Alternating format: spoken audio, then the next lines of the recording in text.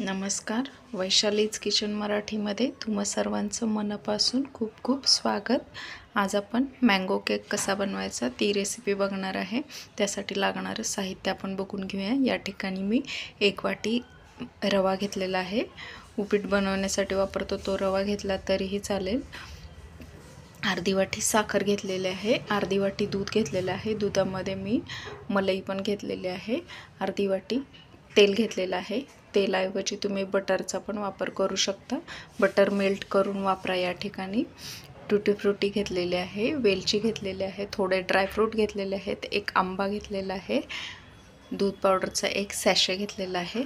तर आता सगळ्यात आधी आपण रवा साखर मिक्सरमध्ये फिरवून घेणार आहे आणि आंब्याचा गर काढून मिक्सरमध्ये तोही आपण फिरवून घेणार आहे. रवा आणि साखर वेलची आपण मिक्सरमध्ये फिरवून घेतलेले आहे. आंब्याचा गर पण मिक्सरमध्ये फिरवून घेतलेला आहे. आता आपण या भांड्यामध्येच आंब्याचा गर, तेल, दूध हे सगळं मिक्सरमध्ये 1 मिनिटभर असं फिरवून घेणार आहे, मिक्स करून घेणार आहे. आपलं बॅटर हे मी मिक्सरमध्ये फिरवून घेतलेलं आहे. आता आपण हा रव्याचा केक बनवत आहे, त्यामुळे अर्धा तास एक असंच मिक्स करून याला भिजण्यासाठी ठेवून देणार आहे. त्याच्यानंतर आपण केक ओव्हनला लावणार आहे. आपलं बॅटर अर्धा तास भिजवून झालेलं आहे. आता त्याच्यामध्ये मी मिल्क पावडर टाकणार आहे. ड्रायफ्रूट्स पण घालणार आहे मी याच्यामध्येच. थोडेसे ड्रायफ्रूट्स मी वरतून घालण्यासाठी पण ठेवून देणार आहे. आणि या ठिकाणी मी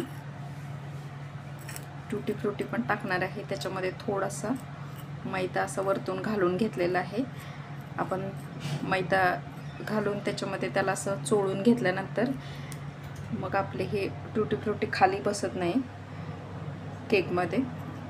बरोबर ज्या प्लेसला असेल तिथंच ती राहते, म्हणून आपण थोडंसं मैदा याला चोळून घेतलेलं आहे.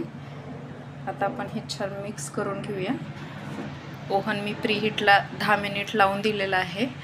आता आपण हे मिक्स करून केकच्या टीनमध्ये घालून घेणार आहे. बॅटर मी केक टीनमध्ये असं ओतून घेतलेलं आहे. वरतून ड्रायफ्रूट्स आणि टुटी फ्रुटी घालून घेतलेले आहे. आता आपण याला 40 ते 45 मिनटं बेक होण्यासाठी ओव्हनमध्ये ठेवून देणार आहे. ओव्हनमध्ये मी एक 40 मिनटासाठी हा आपला केक लावून दिलेला आहे. त्याच्यानंतरच आपण उघडून बघणार आहे कसा झाला आहे केक आपला. ते 40 मिनटानंतर आपला हा मँगो केक बनवून तयार झालेला आहे. त्याच्यामध्ये मी सुरी अशी घालून बघितली होती. त्याला जर बॅटर नाही चिटकलं तर मग आपण समजून जायचं की हा केक आपला बनवून तयार झालेला आहे. तर थंड करून घ्यायचा केक. नंतर मी याला डिमोल्ड करून घेतलेला आहे. तर तुम्ही बघू शकता किती छान असा आपला हा मँगो केक तयार झालेला आहे. टी ब्रेकमध्ये खाण्यासाठी एक छान ऑप्शन आहे हा. केक बनवताना मी 1 चमचाभर बेकिंग पावडर आणि पाव चमचा सोडा पण घातलेला आहे खायचा. आणि मग त्याच्यानंतर आपण पटकन मिक्स करून ओव्हनला लावून दिला होता केक. तर तुम्ही नक्की बनवून बघा घरच्या घरी. मी आता थोडा कटही करून दाखवत आहे तुम्हाला. बघा, टी ब्रेकमध्ये खाण्यासाठी अशा प्रकारे छान हा मँगो केक तयार झालेला आहे.